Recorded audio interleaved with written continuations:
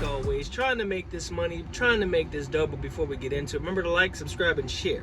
Hit that bell below so you know when I come out with new videos on my blacktop journey. As well, smash the thumbs up button so it stimulates that YouTube algorithm to help other drivers that are coming into the industry find the channel.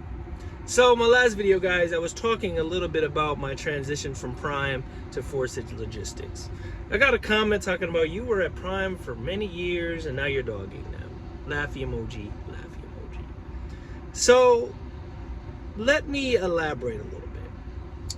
I didn't leave Prime because I wanted to. I didn't. I left Prime because I financially and physically had to. You might ask, why? Well, what was going on? Well, let me give you a little backstory if you've never followed me, or if you had followed me and you just forgot the video, I'll give you a quick breakdown, right? So my last load that I ran for Prime, I was in Michigan, and it was a two-stop load, paying right around $4,000, and it was a meat load. I sat there for 36 hours, something like that, and after I got that load, I wasn't gonna make any money for the week. Now that would have been the third week of me not making any money. Now mind you guys, I never really went home. I was always on the road. And I think one video I was out for 6 months straight. And how much money I made in that 6 months and things like that. But I never really go home. So it was week after week after week. Now I'm not dogging Prime at all. Back then, in some points now still, it's a decent company to work for. Not as good as it used to be. The homie over there, driver lineup or drive time, the culture has changed, and rightfully so. In any company, the culture is going to change when the owner steps down.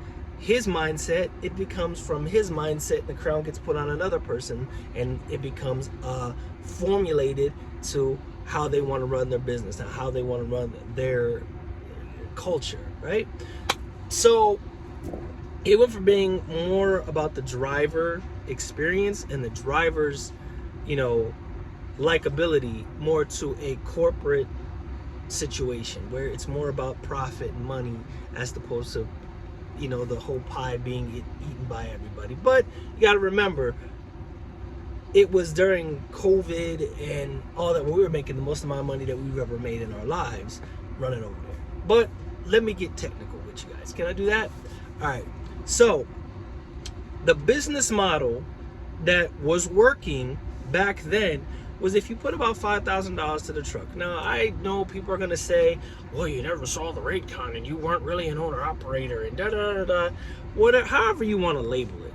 We, as a society, are so focused on labels. It does not matter what you think this is, or what you think it is, or what you feel like it is, or whatever. Whatever it is, whatever floats your boat, whatever makes you feel good and sleep good at night, that is your prerogative. But here, it's based on how you want to structure yourself. And if you feel like structuring yourself where you don't have a whole lot of the accountability and responsibility, and you want to share some of it with somebody else, there's a cost for it. Now, owning your truck and things of that nature. So everybody's going to talk about finances. I don't care who you are, unless you're on top of the 1-2% in the world. Everybody is feeling the situation right now in this country. Everybody is. Whether you make $70,000, $100,000, or $20,000 or $30,000, we are all feeling the impact of the political climate. We're all feeling it in some way, shape, or form. If you're not, like the song from Lion King, be prepared. Yeah, be prepared for it, because it's going to hit you at some point. You're not going to be able to skate. It's going to hit you at some way, shape, or form. So just be prepared for it.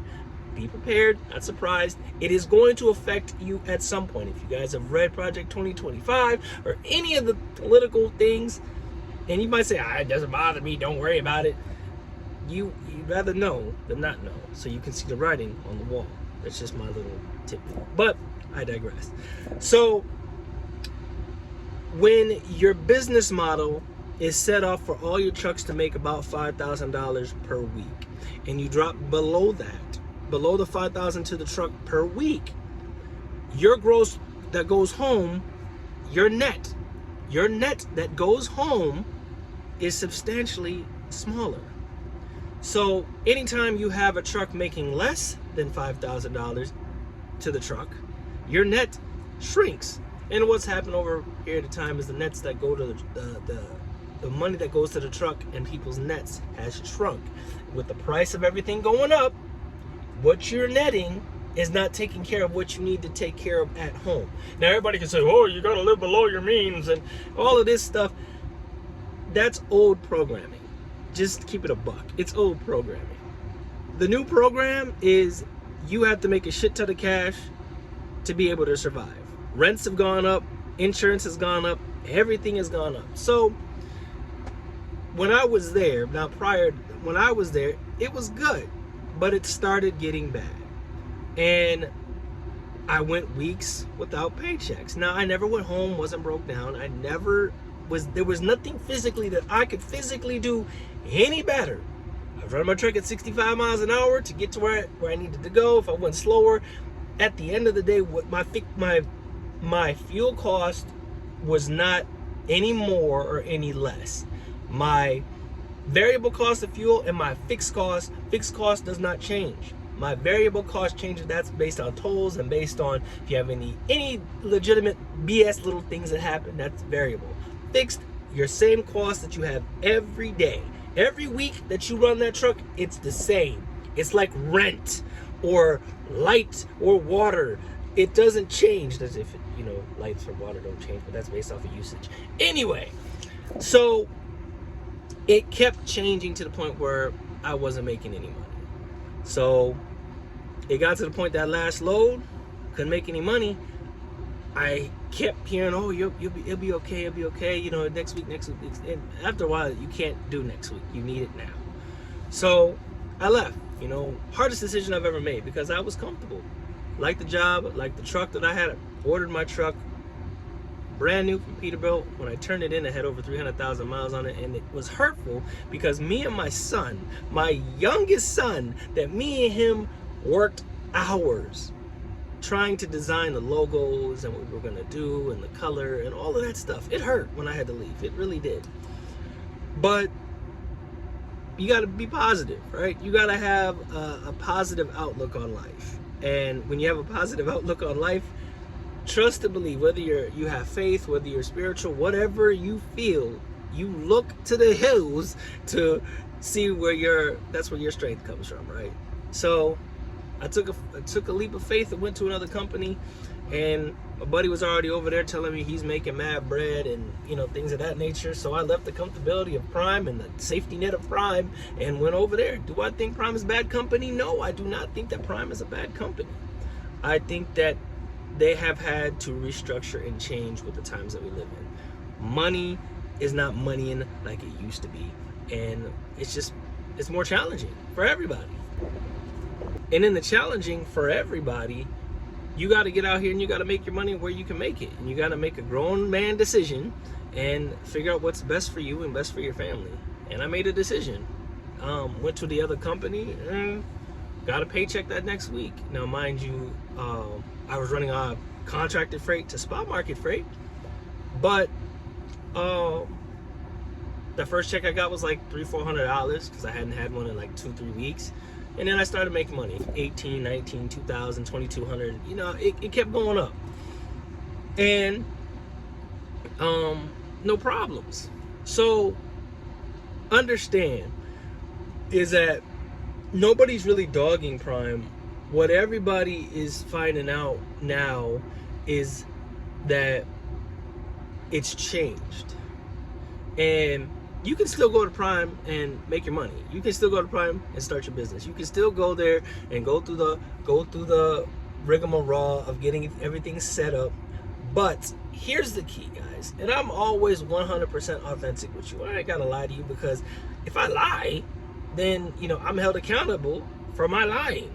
I'd rather be authentic and be real and be a straightforward, straight shooter, with you. And that's what people know. I'm a straightforward. I really, at my age, I don't give a care anymore. I'm gonna keep it a buck with you, because what is it going to do for me to lie to you? Was I making money? Yes. Was I making money at Prime? Yes. Did it drastically change after a while? Yes. Did I finish one lease? Yes. And was I almost finished with my second lease, Peterbilt? Yes. I almost finished 2 leases at Prime. I was happy. I was making money. Wife was happy. Everything was happy. Everything was good until it changed. So then I had to leave. But if you want to go to Prime and you want to start, it is your foundation. Everybody needs a stable foundation, and that's what Prime is. It's a stable foundation for you to start building your business. Now, if you don't have the ability to go to a dealership and get you a truck for $17,000 down, if you have A1 credit with interest rates, or you go to the auction, buy you a truck, I would highly suggest going to Prime to start your journey. Get your CDL, go to the school. School's going to teach you what you need you know, backing, things of that nature. The backing in school and the backing out here in the real world are 1,000% different. You cannot do these little backing maneuvers that they teach you in the class here. The only thing that's going to actually work is your straight line and your offset. Practice those, you'll be straight. But moving forward, you know, learning the business, learning brokers, learning customers, learning freight lanes and things like that, that will transition you to being an owner operator. If you want your own authority, if you want your own truck and you want your own trailer, you need those skills and those things to go in your head so that you can go on to the next level. It doesn't happen overnight. I've been out here almost 10 years. I still don't know everything. I still go to places that I've never been. I still see stupid, dumb crap that I'll be like, what the hell? And I still get out and help people. But now I'm one of them old heads now. I'm just like, okay, driver, you're not supposed to park there. And you deal with more, you know, people that speak different languages, and you just like, okay. But take your time. Money is not money in the way it used to be. Invest your money, you know, find different. If you're not into crypto, I suggest you get into some crypto, because there's going to be a massive shift. Get into crypto. Also invest your money, what money you can. A little bit is better than nothing.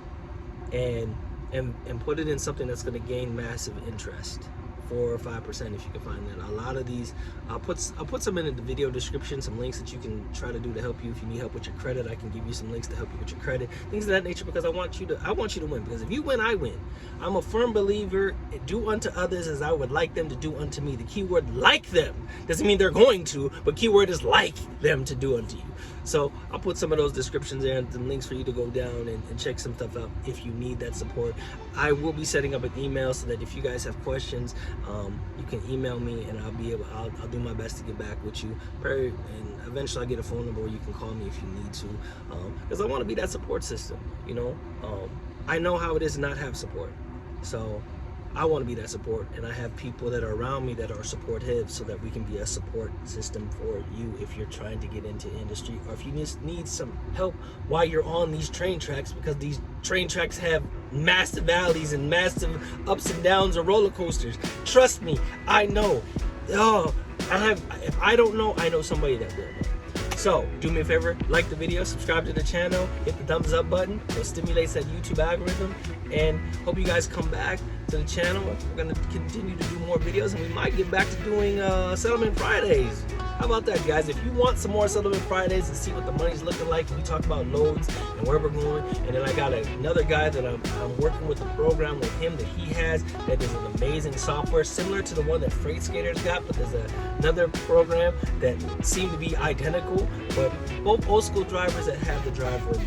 So we're going to be getting into that too, and you know, hopefully you guys will enjoy it. As you guys are new drivers out here coming into the industry, trying to make a buck, trying to support your families and get to the next level. So remember to be blessed, less stressed, keep that left door closed, that right foot down, only when it's safe, guys. And like always, I'll see you on the blacktop. Also, one thing, you guys may wonder where I got keep the left door closed and right foot down only when it's safe. I got that from a buddy that I've been knowing for almost 8 years. His name was Nip34. He's the guy that I started following when I first got into trucking. So that's where I got it from. Left door closed, right foot down, only when it's safe, and safety starts at this door. Remember to be blessed and less stressed. Take it easy.